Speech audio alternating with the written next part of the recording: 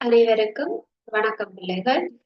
இன்று நாங்கள் தரம் 6 மாணவர்களுக்கான விஞ்ஞான பாடத்தில 3ஆம் தவணைக்குரிய சில வினாக்கள் தான் பார்க்க இருக்கிறோம். இதுல நாங்கள் பகுதி 2க்குரிய சில வினாக்களை பார்ப்போம். இப்ப பகுதி 2ல வினாக்கள் அதுக்குரிய விடைகளை நீங்களாகவே எழுதிக் கொள்ள வேண்டும். அதுல விடை தரப்படாது. சில சமயம் இடைத்தல் போன்ற அல்லது கீறிட்ட வெளியே நிரப்புக போன்றவற்றில உங்களுக்கு விடைகள் தரப்படலாம். மற்றபடி அதுக்கான விடைகளை நீங்க தான் பொருத்தமான விடையாக எழுதி கொள்ள வேண்டும். இப்ப நாங்க முதலாவது இடைவெளி நிரப்புக தொடர்பாக பார்ப்போம். இடைவெளி நிரப்புக.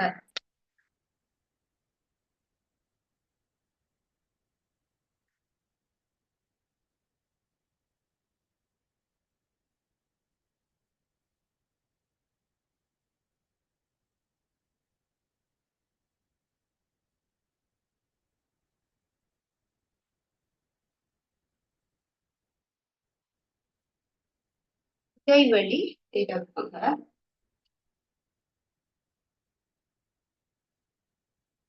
முதலாவது வினா.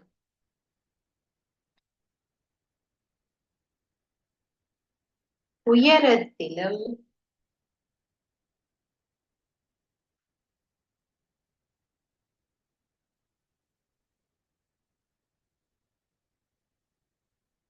உயரத்திலும் திடிவிலும் கனவளவிலும் உயரத்திலும் கனவளவிலும் திடிவிலும் உயரத்திலும் கனவளவிலும் திடிவிலும் ஏற்படும்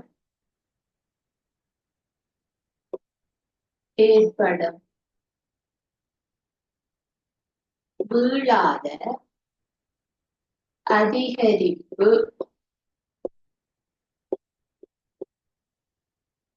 ஒரு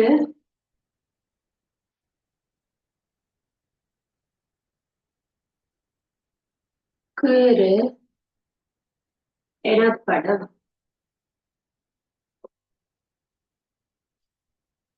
அது எவ்வாறு அழைக்கப்படும்? உயரத்திலும் கனவளவிலும் திடிவிலும் ஏற்படும் அதிகரிப்பு கீறு எனப்படும். இரண்டாவது வினா. வெறும் கண்ணால்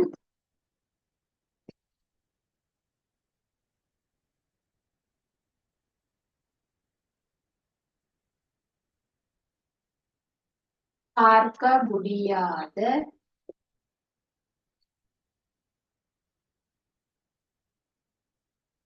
வெறும் கண்ணால் பார்க்க முடியாத மிகச்சிறிய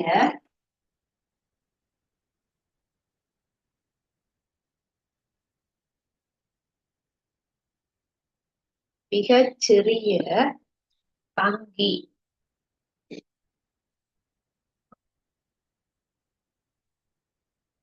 கீறு ஆகும். வெறும் கண்ணால் பார்க்க முடியாத மிகச்சிறிய அங்கி கீறு ஆகும்.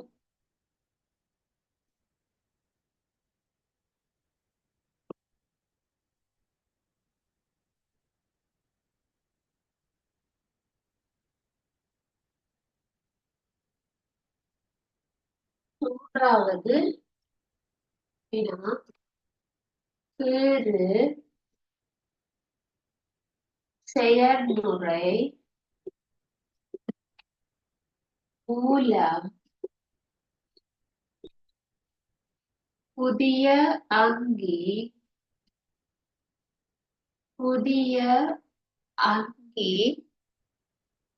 உருவாக்கப்படும்.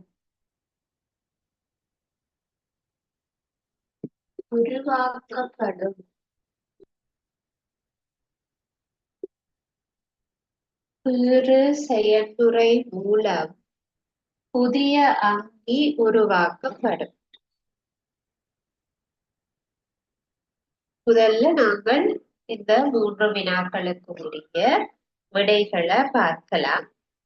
முதலாவது, உயரத்திலையும் கனவளவிலையும் துடிவிலையும் ஏற்படுத்துகின்ற மீளாத அதிகரிப்பை தான் நாங்க வளர்ச்சி என்று சொல்ல போறோம். ஒரு பொருள் வளருதுண்டா அதனுடைய உயரம், கனவளவு, திணிவு மூன்றும் அதிகரிச்சு இருக்கு. சரியா? அப்ப அதைத்தான் நாங்க எப்படி சொல்லுவோம்? வளர்ச்சி நடைபெற்று இருக்கிறது. ஆகவே அதை எப்படி சொல்லுவோம்? அதிகரிப்பு, வளர்ச்சி.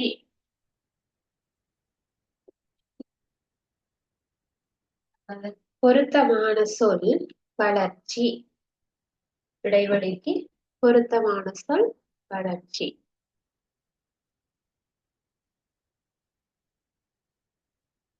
இரண்டாவது, வெறும் கண்ணால் பார்க்க முடியாத மிகச்சிறிய அங்கி கிரு ஆகும். அப்ப நாங்க வெறும் கண்ணாலேயே பார்க்க இயலாதா அதை நாங்க எப்படி சொல்லுவோம்? நுண்ணங்கி. நுண்ணங்கி ஆகும்.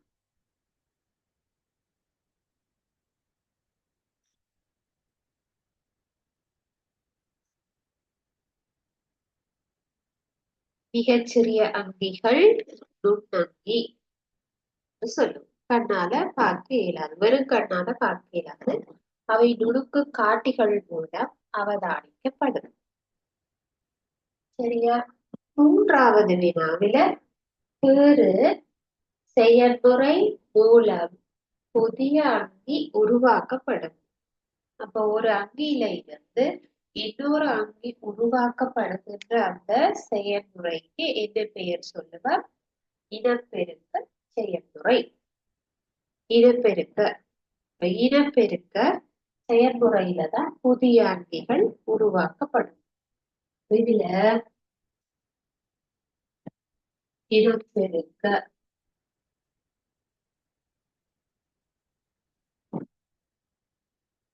இனப்பெருக்க என்று பொருத்தமான சொற்களை நாங்க வச்சு எழுதி கொள்ள வேண்டும். சரியா? இப்ப நாங்கள் 4வது வினாவை பார்ப்போம்.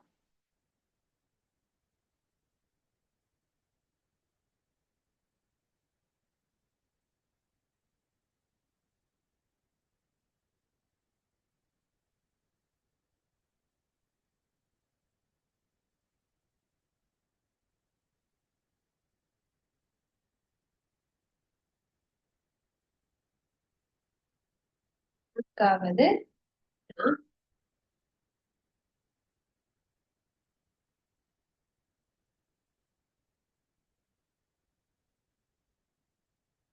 நான்காவது, வழியை பயன்படுத்தி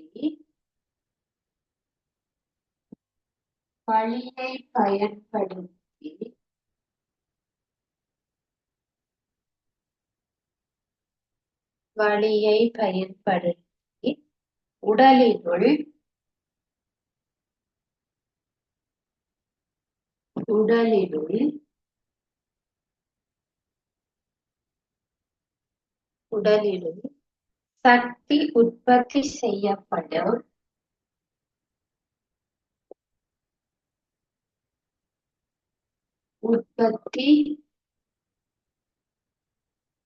செயல்முறை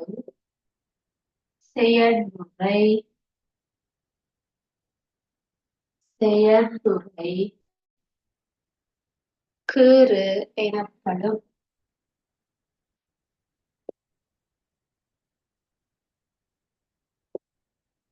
கீறு எனப்படும்.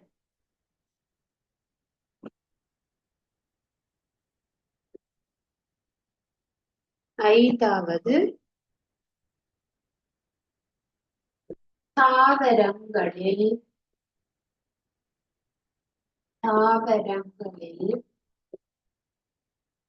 உணவு தொகுக்கப்படும்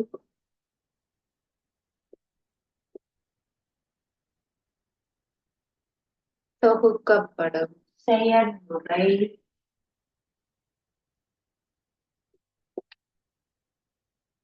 செயல்முறை கீறு கீறு ஆகும்.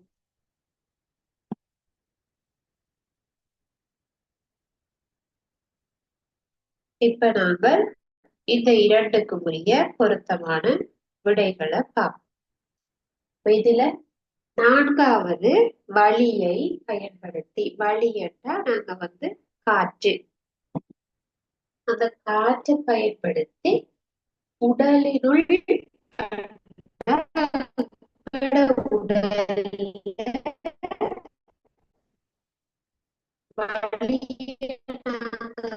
பயன்படுத்தினோம்னா சுவாசத்தின் போது தான் வலியை உள்ளெடுத்து வெளியே எப்படி சக்தியை உற்பத்தி செய்யற ஒட்சிசன் வாயுவை உள்ளெடுத்து அந்த ஒட்சிசன் வாயு உணவு கூறுகளோட சேர்த்து உடைக்கப்பட்டு கலச்சுவாசம் நடந்து சக்தியானது விடுவிக்கப்படுகிறது.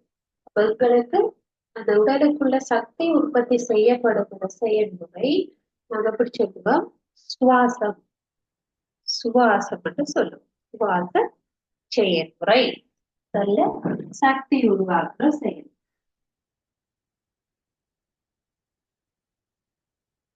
ஆகவே அந்த இடைவெளிக்கு பொருத்தமான சொல் சுவாசம்.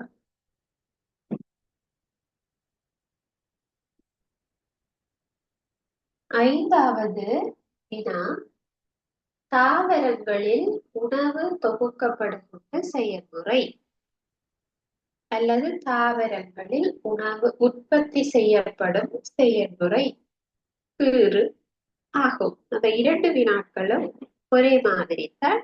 தாவரங்கள்ல உணவு உற்பத்தி செய்யப்படுகின்ற அந்த செயல்முறையின் பெயர் ஒளி தொகுப்பு. ஒளி தொகுப்பு. ஆகவே அந்த இடைவெளியில ஒளி தொகுப்பு வந்து போட்டுக்கொள்ளும்.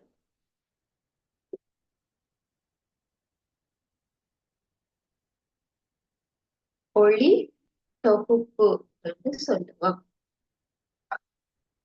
இந்த 5 வினாக்களும் சரியாக இருந்தால் உங்களுக்கு 2 புள்ளிகள் வீதம், 5க்கும் 2 10 புள்ளிகள் உங்களுக்கு வழங்கப்படும். சரியா? அதே மாதிரியாக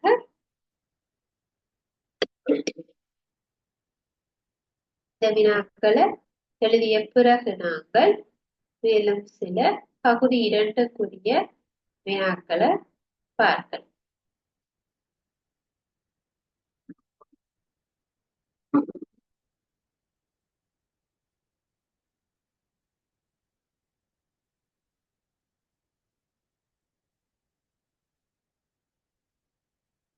உங்களுக்கு சில சமயம் ஒரு படத்தை வைத்து வினாக்களை கேட்கக்கூடும். ஆகவே உங்களுக்கு அந்த படம் தரப்பட்டால் அதில இருந்து எவ்வாறு விடையளிப்பது என்பது தொடர்பாக பார்க்கலாம்.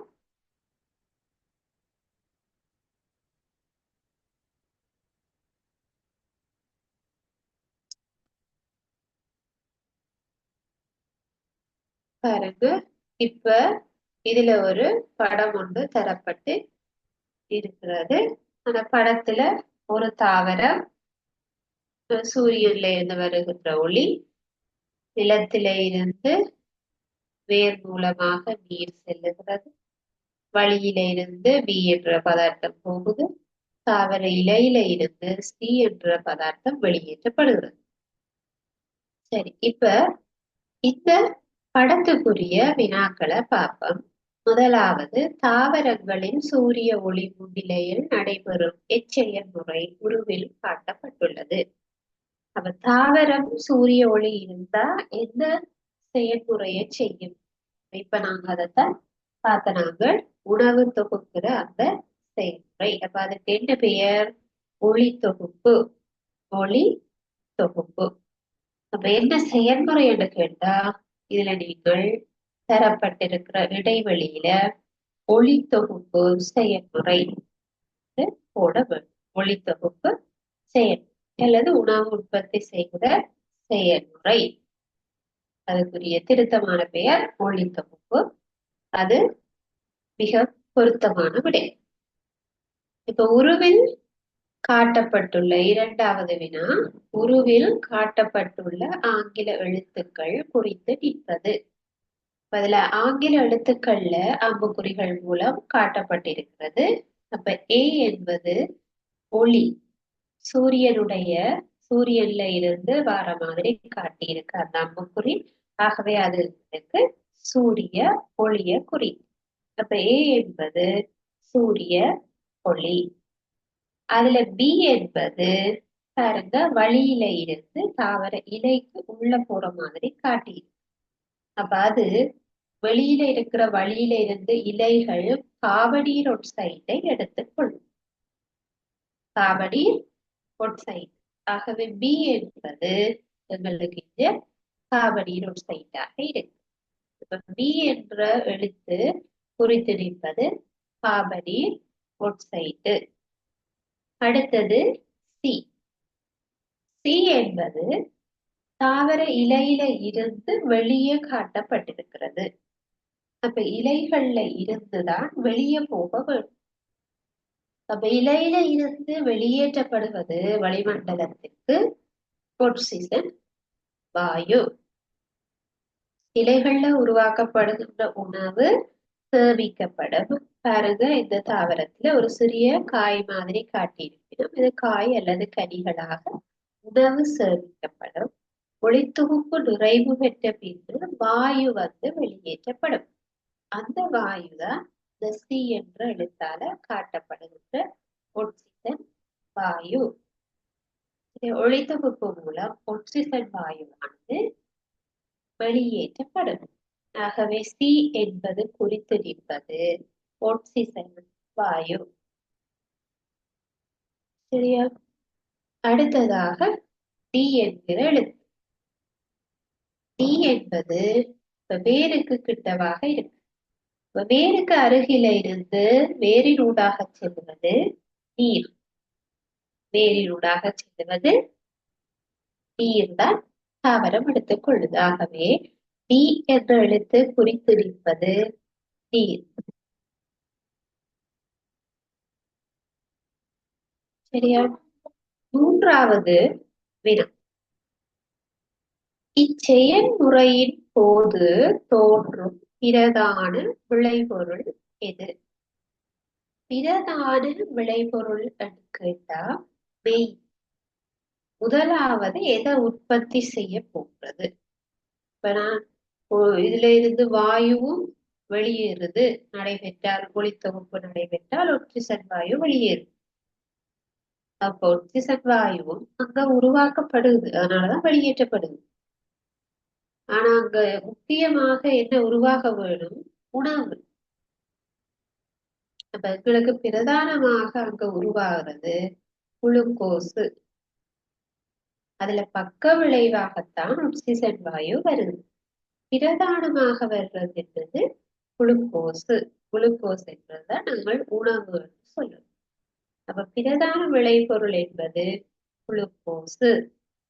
பிரதான விளைபொருள் குளுக்கோஸ் அல்லது உணவு என்று போடலாம். ஆனா குளுக்கோசு மிகவும் பொருத்தமான விடை. பக்க விளைபொருள் எது என்று கேட்டிருந்தால் இந்த சி என்று கொடுக்க வேண்டும். அது பக்க விளைவு.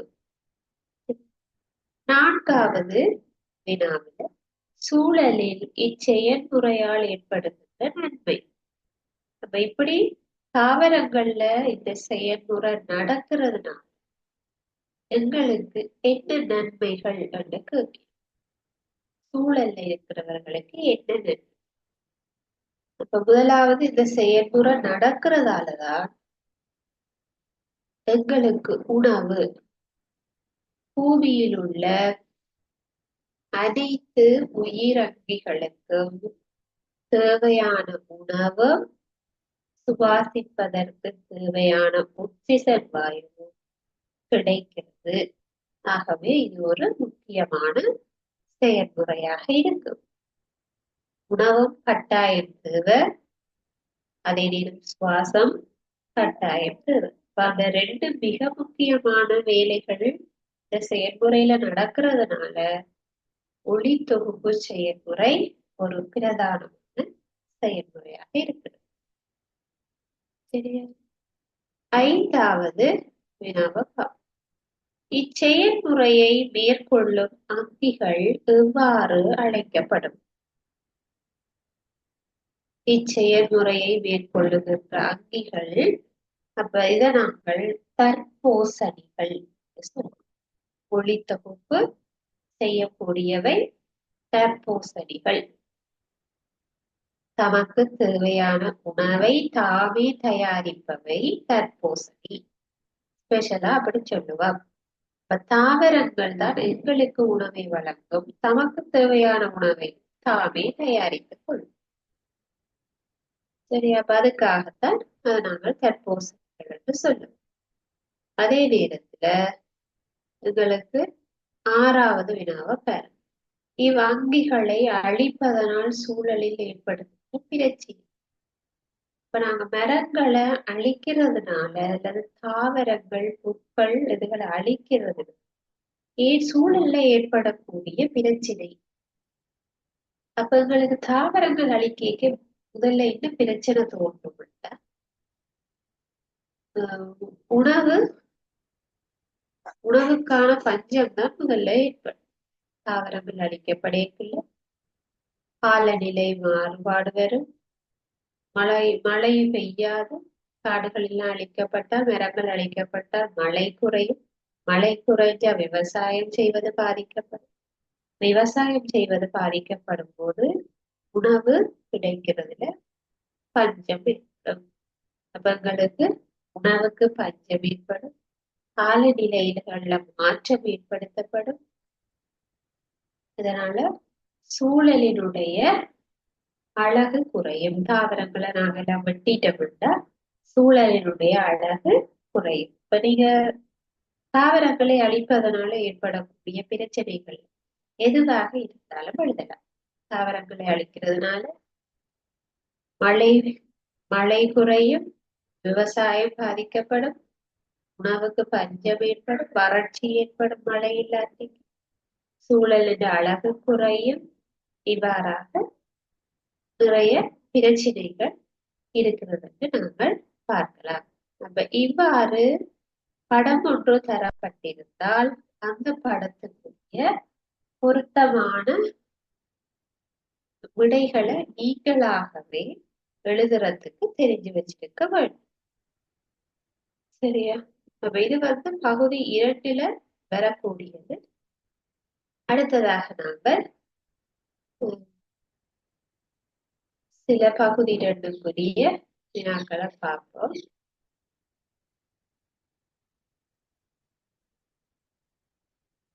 தொடர்ச்சியாக வினாக்களை எழுதி செய்து கொள்ளுங்கள். அது உங்களுக்கு பொருத்தமாக இருக்கும். எழுதி செய்த உங்களுக்கு அதிக பாடமும் வரும். இப்ப நாங்கள் சரியாயின் சரி எனவும் பிழையாயின் பிழை எனவும் அடையாளம் விடுவது தொடர்பாக செய்யலாம். அதுல முதலாவது வினாவை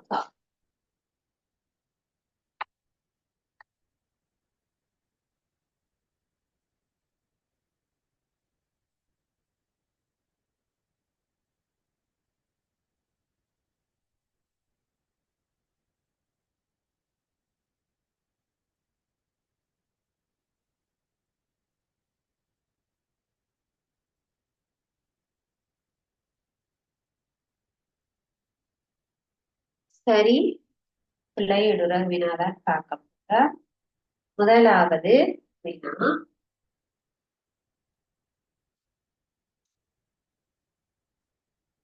நீரானது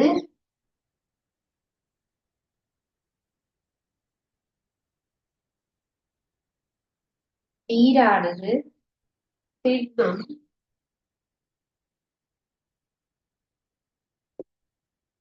திரவம்,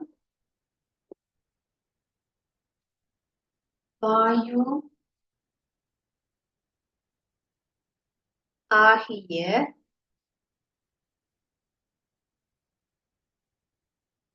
ஆகிய மூன்று நிலைகளிலும்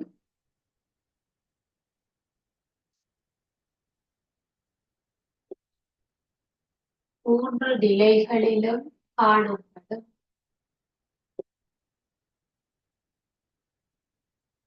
மூன்று நிலைகளிலும் காணப்படும்.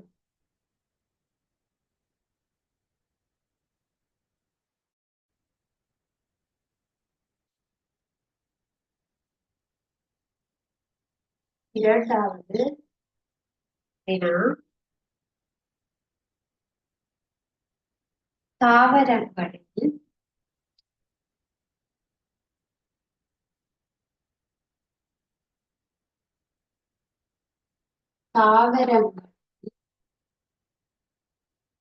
நீரில்லாது விடின்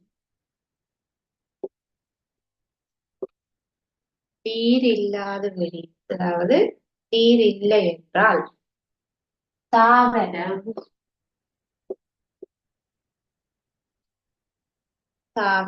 செழித்து வளரும்.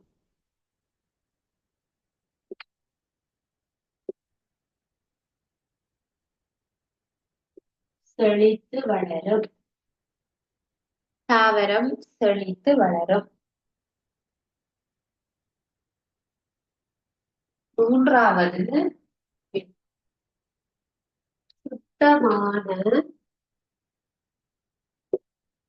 சுத்தமான நீரை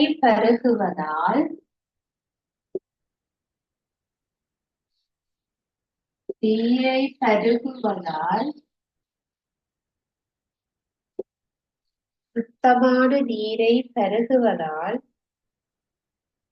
வயிற்றோட்டம் ஏற்படும்.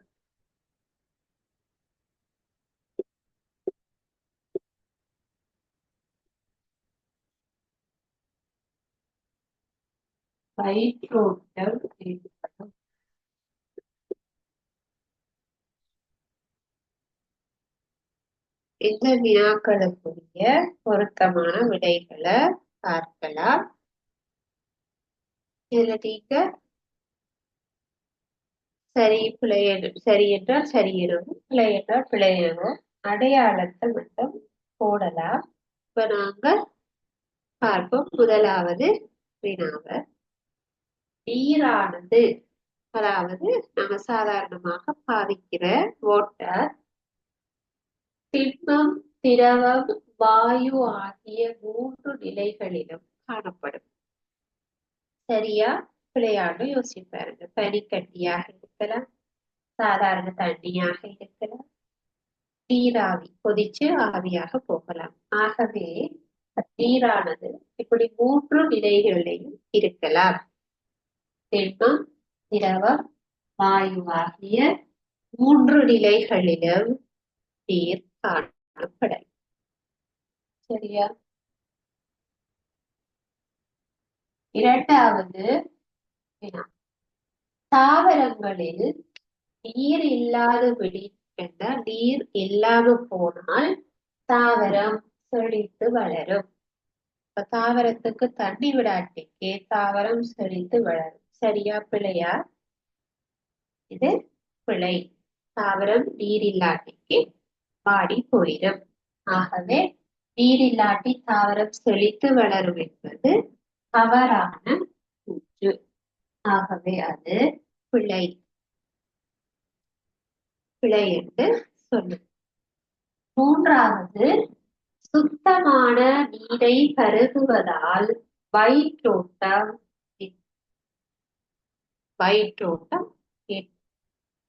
சுத்தமான தண்ணி என்றால் கொதித்தாறிய தண்ணி, அது ஃபில்டர் வாட்டராக இருக்கலாம். அப்படி சுத்தமான நீரை பருகுவதனால, குடிக்கிறதுனால உங்களுக்கு வயிற்றோட்டம் ஏற்படும். அது சரியா?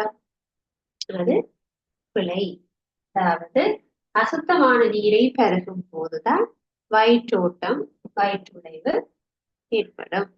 ஆகவே சுத்தமான நீரை பருகினா ஒரு பிரச்சனையும் வராது. அதனால இப்போது பிழையானது என்று சொல்லும். அப்ப இதுல நாங்கள் 4வது வினாவை பார்ப்போம்.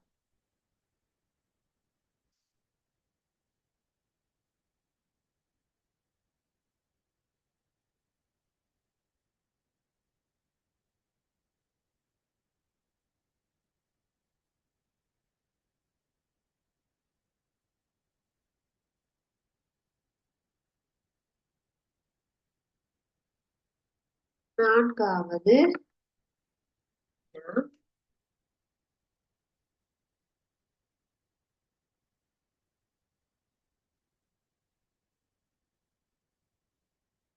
நகர்ப்புறங்களில்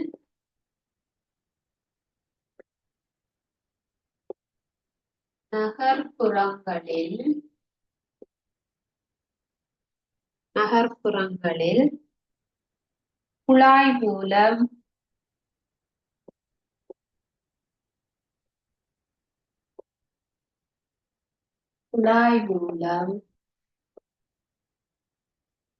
நீர் விநியோகிக்கப்படுகின்றது.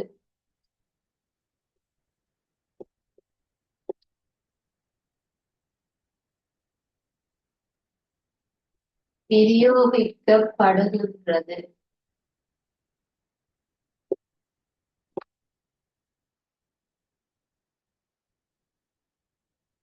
சரியா பிழையாயிட்டத போட்டுக்கோங்க. 5வது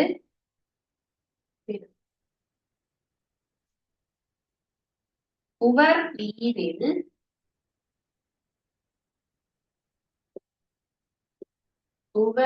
நீரில் அதிகளவில்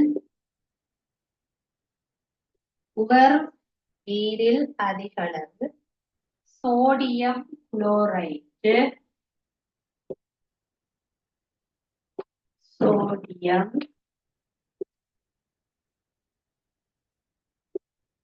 குளோரைடு காணப்படும்.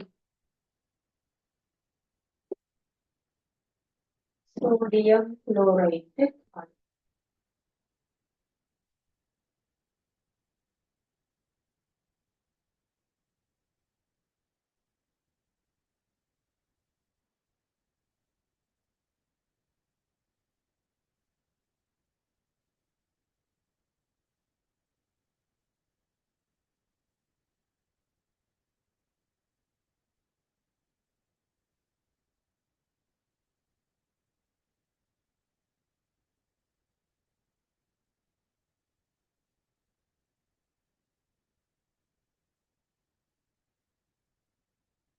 இப்ப நாங்கள் இந்த வினாக்களுக்குரிய விடைகளை பார்க்கலாம். நகர்ப்புறங்களில் குழாய் மூலம் நீர் விநியோகிக்கப்படுகிறது. இப்ப நகர்ப்புறம் நாங்க சொல்றது டவுன் ஏரியாக்கள்ல குழாய் மூலம் தண்ணி வரும். தெரியும் உங்களுக்கு, சில பேருக்கு நகர்ப்புறத்துல வீடுகள் இருக்கிறாங்களுக்கு தெரியும். உங்களுக்கு தண்ணி குழாய் மூலம் விநியோகிக்கப்படும். அதுக்குரிய பில் நீங்கள் மாதம் செலுத்த வேண்டி இருக்கும். அது சரி, நகர்ப்புறத்துல கிட்ட வீடுகள் அதிகம் இருக்கிறதுனால அவர்களுக்கு நீர் வசதி குறைவாக இருந்தால் குழாய்கள் மூலம் நீர் விநியோகிக்கப்படும். சரி, அப்ப அது சரியான கூற்று. குழாய் மூலம் நீர் விநியோகிக்கப்படும். கிராமப்புறங்கள் பார்த்தீங்கன்னா அங்க வீடுகள் பெரிய இடைவெளிகள்ல இருக்கும். அப்ப அவர்களுக்கு பெரிய இடம் இருக்கும். ஒவ்வொரு வீடுகளுக்கும் தனித்தனியாக கிணறுகளோ டியூப்வெல்லோ வச்சிருப்பார்கள். ஸோ அவர்களுக்கு குழாய் நீர் தேவையில்லை. நகர்ப்புறத்துல இருக்கிறவர்களுக்கு குழாய் நீர் தேவைப்படலாம். சரியா? 5வது உவர் நீரில் அதிகளவு சோடியம் குளோரைடு காணப்படும். நீர் கடல் தண்ணி அதிகமாக உவர்ப்பாக இருக்கிறது என்றால் கடல் நீர் என்னவாக இருக்கிறது? உப்பு அதிகம் காணப்படுகிறது. அப்ப அந்த கடல் தண்ணியில இருக்கிற உப்பு எது? Sodium chloride. ஆகவே அதுதான் உவர் நீர்ல அதிகம் இருக்கும் என்பது சரி. உவர் நீருக்கு உதாரணம் கடல் நீர். கடல் நீர்ல அதிகம் இருக்கிறது சோடியம் குளோரைடு. ஆகவே இந்த கூற்று சரியானது. சரியானது.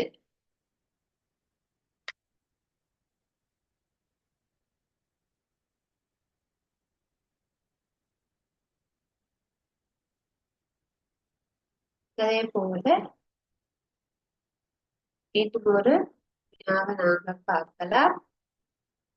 படத்தோட உங்களுக்கு தரப்பட்டிருக்கிறது. இயற்கையில் நீரானது வெவ்வேறு மூலங்களாக காணப்படும். அதுல படம் தரப்பட்டிருக்கிறது.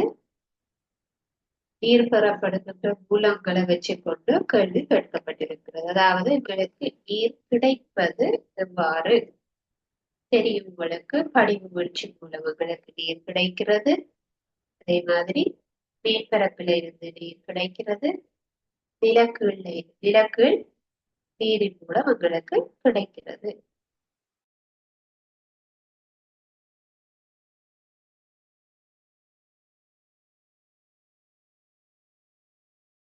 ஆகவே இயற்கையில பெயரிடச் சொல்லி இருக்கு. அப்ப ஏ என்பது எங்களுக்கு மழை துளிகளாக வருகிற இந்த துளிகளை குறிக்குது. அது வந்து படிவு வீழ்ச்சி என்று சொல்லுவோம்.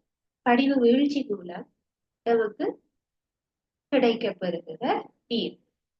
படிவு வீழ்ச்சி என்று எதை சொல்றோம்? மழை நீர். படிவு வீழ்ச்சி மூலமாக மழை நீர் கிடைக்கும். வேற என்ன எங்களுக்கு கிடைக்கும்? எங்களுக்கு மற்றது ஸ்னோவாக பெய்கிறது நாங்க சொல்லுவோம். பனித்துகள்களாக கொட்டுவது அதுவும் படிவு வீழ்ச்சி என்றுதான் சொல்லும். சரியா? அதே மாதிரி பி என்பது பாருங்க, தண்ணி வந்து மேற்பரப்புல நிற்கிறது. உதாரணமாக குளத்துல தண்ணி நிற்கிறது, ஆறுகள்ல தண்ணி, கடல்கள்ல தண்ணி நிற்கிறது. இது எல்லாமே மேற்பரப்புல இருக்கக்கூடிய நீர். அது வந்து பியில இருக்கு. இது ஏல வார நீர் பியில தேங்கி முடிய அதுக்கு கீழாக இருக்கக்கூடிய களிமண், மணல், சிறுகற்களை தாண்டி கீழே வந்து தேங்குறது சொல்றது நிலக்கீழ் நீர் என்று சொல்றது. நிலத்துக்கு கீழாக இருக்கக்கூடிய நீர். அப்ப அப்படி எங்களுக்கு நிலத்துக்கு கீழே தாண்டி எங்க இருந்து எடுக்கிறோம்? கிணறுகள்ல இருந்து எடுப்போம். வேற எப்படி எடுப்போம்? குழாய் கிணறுகள் வழியாக எடுக்கிறோம். டியூப்கள். சரியா? அவ்வாறாக இயற்கையில இருக்கக்கூடிய இந்த நீர் மூலங்களை வச்சுக்கொண்டு உங்களுக்கு இதே படம் வந்து உங்களுடைய பாட புத்தகத்திலையும் தரப்பட்டு இருக்கு. இதே படத்துல இதே செயற்பாடுகளோட ஏபிசிக்குரிய மூலங்களை போட்டு அவை எங்களுக்கு எவ்வாறு கிடைக்கிறது. சரியா? அப்ப இதுல நாங்கள் பார்க்கிறோம் ஏ என்பது படிவு வீழ்ச்சி. படிவு வீழ்ச்சி மூலம் நீர் கிடைத்தல். பி என்பது மேற்பரப்பில் காணப்படும் நீர். சி என்பது நிலத்துக்கு கீழாக இருக்கிற நீர். நிலக்கீழ் நீர் என்று அழைக்கும். சரியா? அப்ப அதை மூன்றுக்குரிய பொருத்தமான இடைவெளி தரப்படும். நீங்கள் தான் அதற்குரிய சரியான பதிலை எழுதி கொள்ள வேண்டும். சரியா?